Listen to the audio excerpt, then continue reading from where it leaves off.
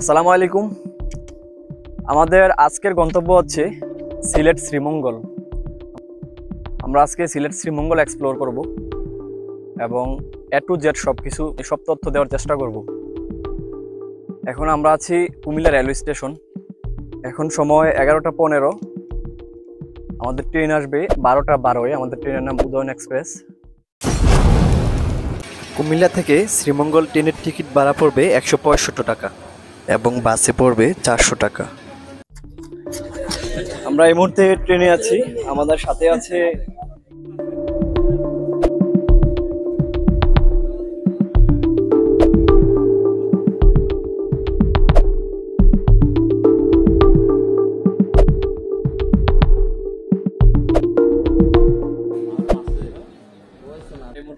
পানসি রেস্টুরেন্টে। সকালের নাস্তা করে এখান থেকে বের হবো। আমাদের সকালের খাবার হচ্ছে খিচুড়ি। খিচুড়িটা পানসি রেস্টুরেন্টে 70 টাকায় পেয়ে যাবেন।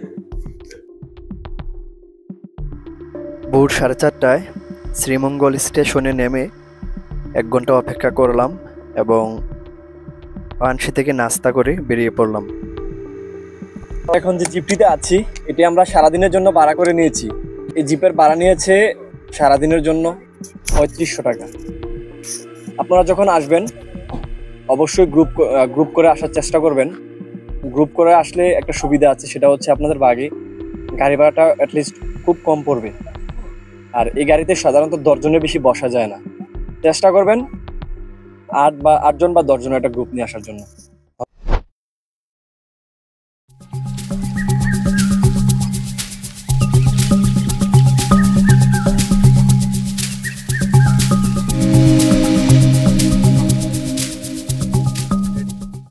আমরা এই মুহূর্তে আছি বাইকিয়া বিলে।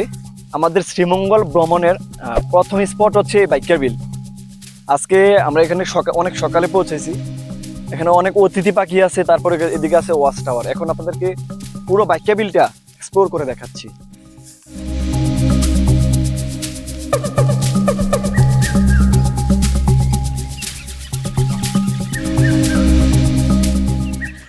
আমরা এখন ওয়াচ টাওয়ারের দিকে যাচ্ছি।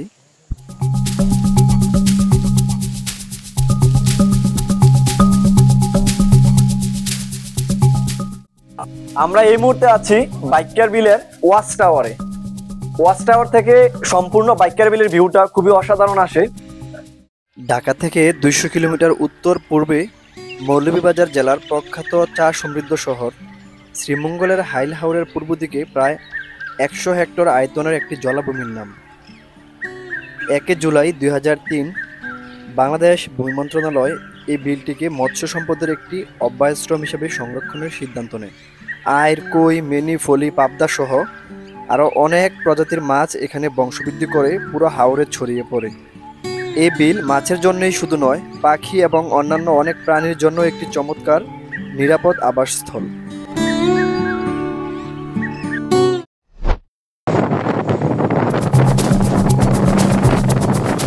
সুন্দরী গো রাখলে তোমায় লাগে আরো ভালো, চমকি চলেছে একা পথে। আমরা এখন আছি সিলেট শ্রীমঙ্গল ভ্রমণের দ্বিতীয় স্পট নূরজাহান টি স্টেট। এটা অনেক সুন্দর এবং অনেক বিশাল। আপনারা দেখেন একটু চারপাশটা।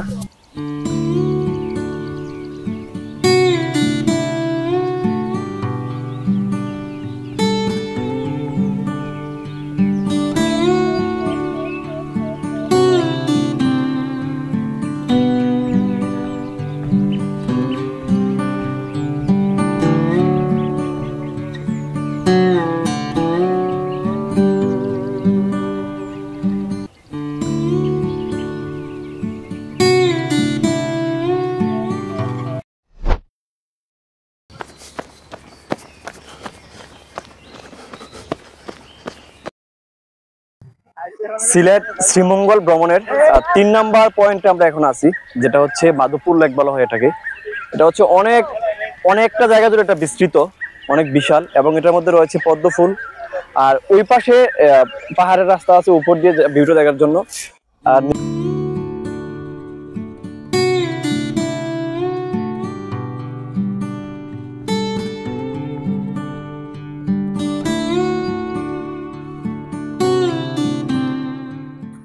মাধবপুর লেক বাংলাদেশের মৌলভীবাজার জেলার কমলগঞ্জ উপজেলার একটি হ্রদ। এখানে আসলে সুন্দর একটি শাপলা বিলের সাক্ষাৎ পাবেন, যা খুব মনোমুগ্ধকর এবং আকর্ষণীয়। আমরা এখন গ্র্যান্ড সুলতানের সামনে রংধন হোটেলে খাইতে বসছি। খাবারে থাকছে মুরগ আর হচ্ছে ভর্তা, আনলিমিটেড ভাত। প্যাকেজ পড়েছে 180 টাকা করে।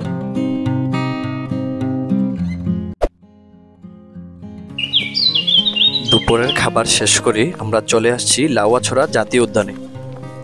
শ্রীমঙ্গল ভ্রমণের এটা হচ্ছে 4 নাম্বার পয়েন্ট, লাউয়াছড়া জাতীয় উদ্যান। লাউয়াছড়া জাতীয় উদ্যানে আপনি যদি প্রবেশ করতে চান তাহলে বাচ্চাদের জন্য লাগবে 60 টাকা করে একটা টিকিট, আর বয়স্কদের জন্য হচ্ছে 115 টাকা। লাউয়াছড়া জাতীয় উদ্যান বাংলাদেশের অন্যতম জাতীয় উদ্যান এবং অবশিষ্ট চিরহরিৎ বনাঞ্চলের একটি উল্লেখযোগ্য নমুনা। এটি একটি সংরক্ষিত বনাঞ্চল। বাংলাদেশের 7টি বন্যপ্রাণী অভয়ারণ্য ও 10টি জাতীয় উদ্যানের মধ্যে এটি অন্যতম। মৌলভীবাজার কমলগঞ্জ উপজেলায় অবস্থিত 1250 হেক্টর আয়তনের এই বন জীববৈচিত্র্যে ভরপুর। লাউয়াছড়া উদ্যানে বাংলাদেশ বন বিভাগ কর্তৃক স্থাপিত তথ্য বোর্ড, বাংলাদেশ সরকার 1997 খ্রিস্টাব্দে এই বনকে জাতীয় উদ্যান হিসেবে ঘোষণা করে।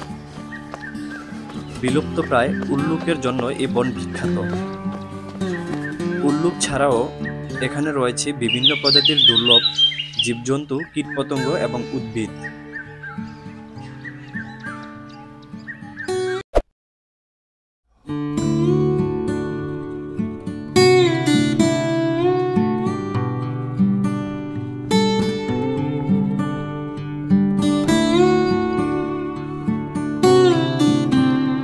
দুই পাশে সারি সারি চায়ের বাগান, সবুজ গালিচা বিছানো টিলার মাঝখান দিয়ে চলে গেছে পিচ ডালা কালো সরু পথ।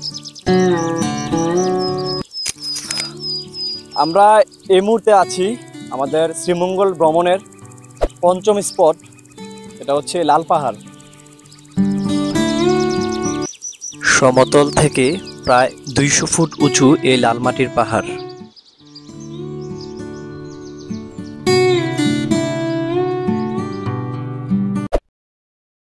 এখন আমরা আদি নীলকণ্ঠ টি কেবিন। এখানকার একই গ্লাসে 7 স্তরে 7 রঙের চায়ের কথা অনেকেরই জানা। এ চা জিভে জলের বদলে বিস্ময় জাগায় বেশি। আমরা এখন চা খেয়ে রওনা হব কুমিল্লার উদ্দেশ্যে। ধন্যবাদ সবাইকে। আল্লাহ হাফেজ।